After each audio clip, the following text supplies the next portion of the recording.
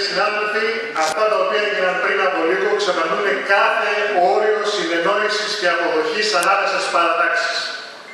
Στον ελληνικό πολιτισμό, από την εποχή που γράφτηκε η Αντιγόνη πριν από 2.500 χρόνια, το έσκατο κριτήριο ύπαρξης ανθρωπισμού ήταν ο σεβασμός απέναντι στους νεκρούς.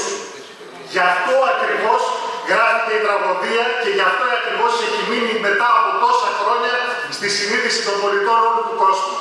Σήμερα, στο Περιφερειακό Συμβούλιο, αποδείξαμε ότι δεν στέκει η πλειοψηφούσα παράταξη με ευθύνη πρωτίστως του κυρίου Πατούλη τον στοιχειώδη ανθρωπισμό και θα πρέπει να ντρέπεται για αυτή την απάνθρωπη κατάδια.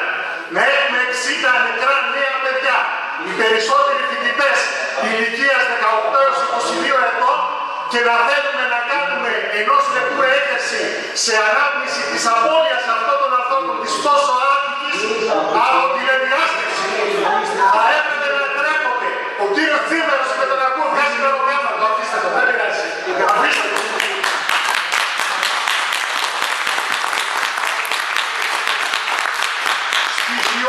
Στοιχειώδης ανθρωπιά επέβαλε να είναι όλοι οι σύμβουλοι του Περιφερειακού Συμβουλίου σήμερα εδώ παρόντες, με πρώτο τον κύριο Πατούλη, να υπάρξει συζήτηση του ψηφίσματος, να καταλήξουμε ή όχι σε οποιοδήποτε από αυτά και μετά αν ήθελαν να συνέχισαν με τηλεδιάσκεψη.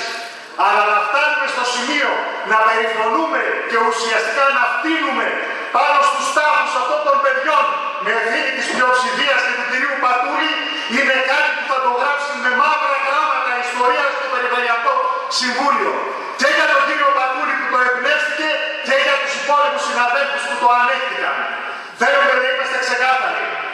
Αυτό το οποίο έχει γίνει σήμερα αποτελεί ντροπή για το Περιφερειακό Συμβούλιο. Σε αυτή την ντροπή εμείς δεν θα είμαστε ούτε συμμέτοχοι ούτε συνένοχοι. Θα περιμένουμε να ακούσουμε τους συναδέλφους της μειοψηφίας να τοποθετηθούν και αμέσως μετά το ελάχιστο που έχουμε να κάνουμε και να δείξουμε ότι σεβόμαστε τη μνήμη αυτών των παιδιών που δεν τη σεβάστηκε η πλειοψηφία είναι να αποχωρήσουμε από τη συνεδρία. Πολύ δε περισσότερο που φαίνεται ότι η ευαισθησία έχει χαθεί πλέον σε όλα τα επίπεδα.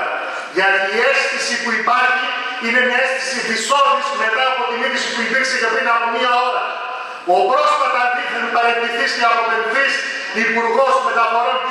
Καραμανλής δήλωσε ότι με τη σύμφωνη γνώμη της Νέας Δημοκρατίας θα είναι ξανά υποψήφιος.